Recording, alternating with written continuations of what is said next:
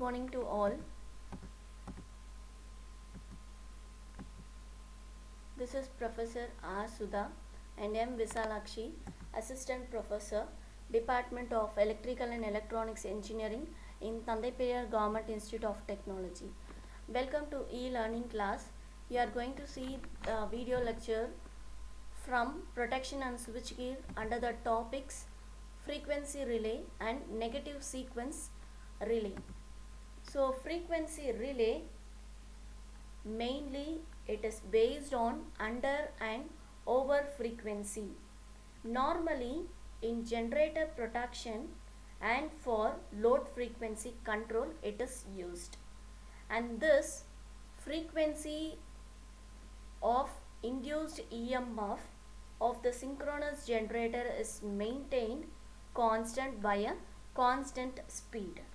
So as we all very familiar with the frequency formula, ns into p by 120, where ns represents the synchronous speed of generator and p represents number of poles and f represents frequency.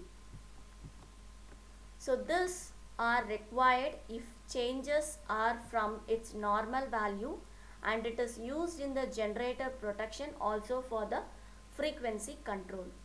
This can be a electromagnetic or static relay. As I told already, this is normally for the based on under and over frequency relay. So here from the given circuit diagram, it's an two pair coils which is connected in parallel to the supply voltage, and this can be under normal frequency. The impedance are tuned and balancing each other. There will be no torque which experienced by the rotor at normal rated frequency, and if the frequency increasing beyond the settings, it is a over frequency relay, or the generator occurring due to the loss of load, it's a over speeding relay. If the frequency decreases beyond the setting, it's an under frequency relay, or if the speeding is due to the increase in load, it's a under speeding relay. So here we are going to vary the position of the sliding resistor, and this frequency settings can be adjusted. So here the frequency varies from normal value. In order to avoid the damages to the generator under the above two conditions, means over speeding and under speeding, this frequency relay can be used. In under frequency, it trips the feeder on load at set the value of frequency to give the relief to generator by saving the unit. So this is the concept of frequency relay. Next, about negative sequence relay. So first, it is also called a phase unbalanced relay or unbalanced phase relay. So it protects the electrical system from the negative sequence component. It protects the generator and motor from unbalanced load, mainly due to the face-to-face load or due to the unbalanced phase current, okay, due to unbalanced load or due to the face-to-face fault. Here in this negative phase sequence relay, it is for the protection of generator and motor against the unbalanced loading which rise due to the face-to-face fault.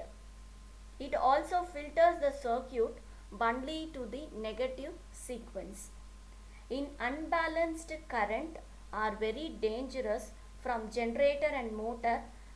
Due to this, it causes overheating. So this is our representation of negative sequence.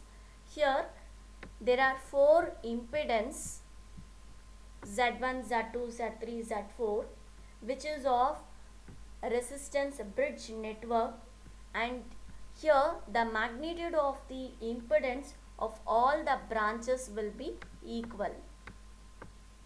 And here this bridge formation will energize from 3 current transformer single pole relay having the inverse current characteristics, which is connected across the circuit. Here Z1 and Z3 represents non-inductive resistance, and Z2 and Z4 represents both the resistance as well as inductance. These value of Z2 and Z4 will be adjusted. The current flowing through them will lag behind the impedance. Here Z3 and Z4 lags by 60 degree.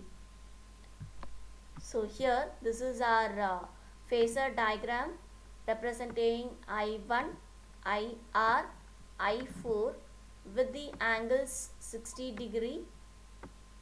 Here the current from phase junction A will be equally divided in two branches, that is I1 and I4. But I4 lags behind I1 by 30 degree. So the condition here is I1 will be equal to I4, that is equal to IR by root 3. Okay.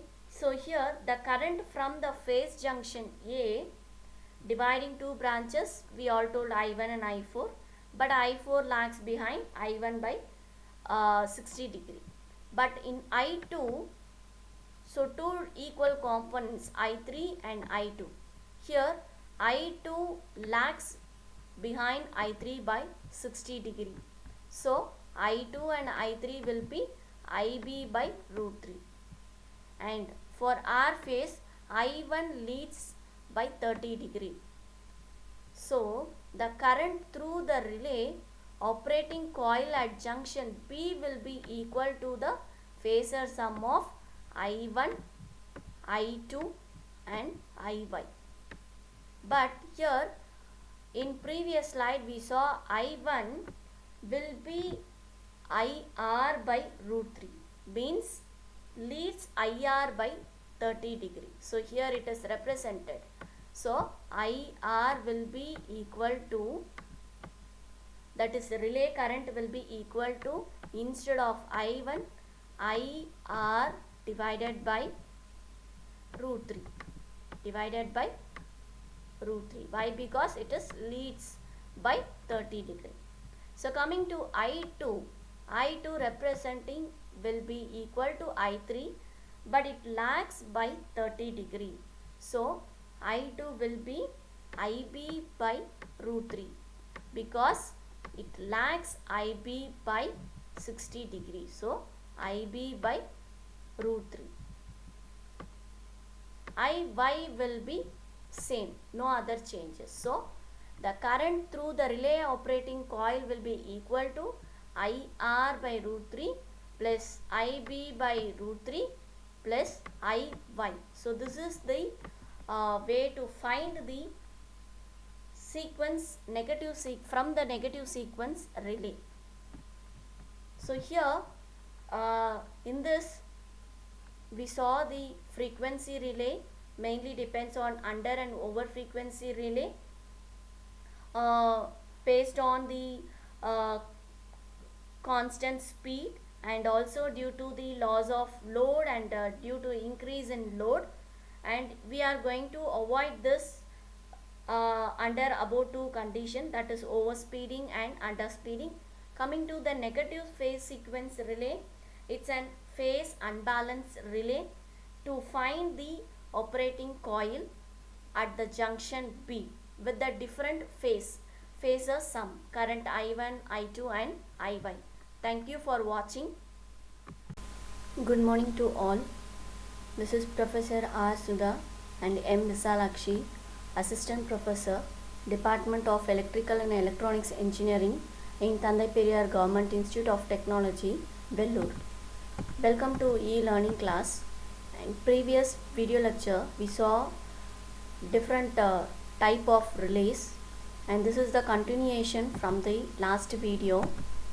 So today we are going to see the topics: distance relay, types of distance relay, and the respective torque equation of the distance relay. So distance relay, mainly it depends on the magnitude of the current or voltage of the circuit to be protected, and this operating mainly depends on the impedance between the point of fault and point where the relay is to be installed. Both the phase fault and ground fault protection provide high speed for clearing the fault, and also it's an independent of voltage and current in terms of impedance. So that's why it is called as an impedance relay or voltage controlled device. And here this principle differs from one form of protection to the other form because of the performance depends on voltage and current ratio. So it is also a double actuator relay because one coil is energized by voltage and other coil is energized by current, and it is mostly used type relay, and it is the need for fault protection, backup, transmission and distribution at a high speed. Whenever overcurrent relay is not selective or circuit requirement changes, this type of relay is used, that is distance relay. Main problem with overcurrent relay is fault current, which depends on the circuit operation and the generating capacity. If this condition changes, the overall protection needs to be changed, and this distance relay mainly based on the principle of division of voltage at relaying point by measured current. There are different types of distance relay: impedance relay, which measurement of impedance; reactance relay, measurement of reactance; admittance on mode relay, measurement of the component of admittance Y. So these are the some of the types of distance relay. Definite distance relay, distance time relay. Before seeing the different type of distance relay, brief explanation about the impedance relay. It's a torque, positive torque operated by a current element, and negative restraining torque by voltage element, as if it depends on voltage and current ratio. In normal operation for impedance relay, the operating torque will be equal to the restraining torque, and if in fault condition the operating torque will be greater than the restraining torque. So that's why it is called voltage restraint over the current relay. This impedance relay is also called as, this impedance relay will also called as an, here it is represented, it is also called as voltage restraint over current relay. Coming to the reactance relay, the operating torque by current and restraining torque by the current voltage which is directly operated, and positive torque by the overcurrent relay element and negative torque by the directional current element. So this is the concept of distance relay, and here the diagrammatic, coming to the diagrammatic representation of distance relay, it has power transformer to the supply voltage and current transformer to the current element, which is connected in series with the entire circuit. And here the secondary current of the current transformer producing the deflecting torque, and power transformer producing the restraining torque. So this is the concept of distance relay. Coming to the type, definite distance relay, it may be a impedance type, reactance, or mho or admittance type. Mainly it operates for fault up to the predetermined value or predetermined distance from the given relay. So distance time relay, it's an operation proportional to distance of the fault from the point where relay is installed, and also operates faster than far away from the relay. So definite distance relay, here as we all discussed that there are two electromagnets which is energized by the current from CT and voltage from PT in the circuit to protect. And also the torque produced by the voltage coil will be proportional to the square of the voltage, and current coil proportional to the square of the current. So that in order to remove the proportionality, we have represented K1 and K2. For normal condition in the definite distance relay, torque produced by the voltage coil will be more than that of the current coil in normal condition, and restraining torque will be more than the operating torque. So here we are going to calculate the torque equation of the distance protection relay. As we discussed in previous, that it is proportional to the V square and I square by voltage and current coil. So this relay will be operating as K1 V square K2 I square. So this is the relay which operates. Here this K1 and K2 is a constant. In order to remove the proportionality, we have just added K1 and K2. Here V square by I square, we just taken this relay operation condition here. So V square by I square, which will be less than K2 by K1. So just the square term will be cancelled. So the ratio of or square root of both the sides. Okay. So by removing the square terms, V by I, that is the ratio of voltage and current, will be square root of K2 by K1. As we all well versed that V by I represents Z. So Z represents square root of K2 by K1.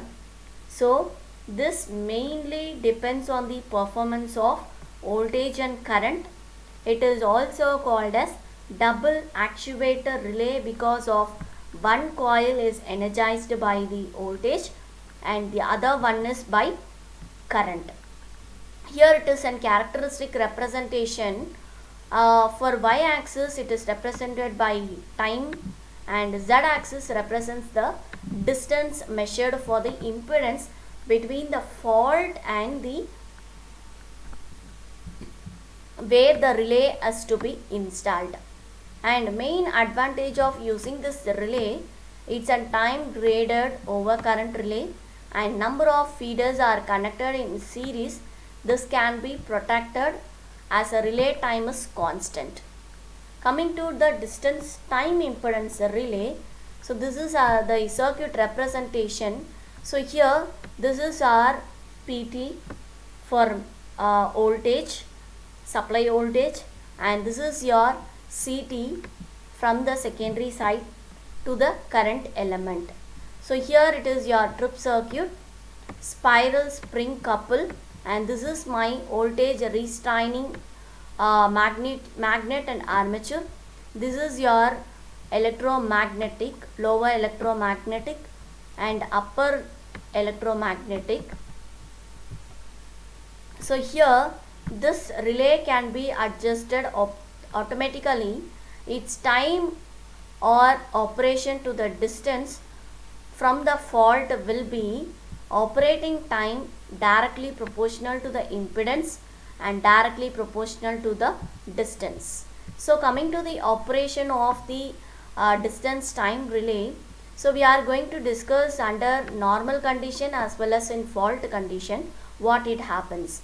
So under normal condition, force will be exerted by the voltage restraining magnet which is more than the current induction element in secondary side. When fault occurs, this induction disc will start rotate and the speed will be proportional to the operating current. So here this is what the previous operation diagrammatic graph representation characteristic graph.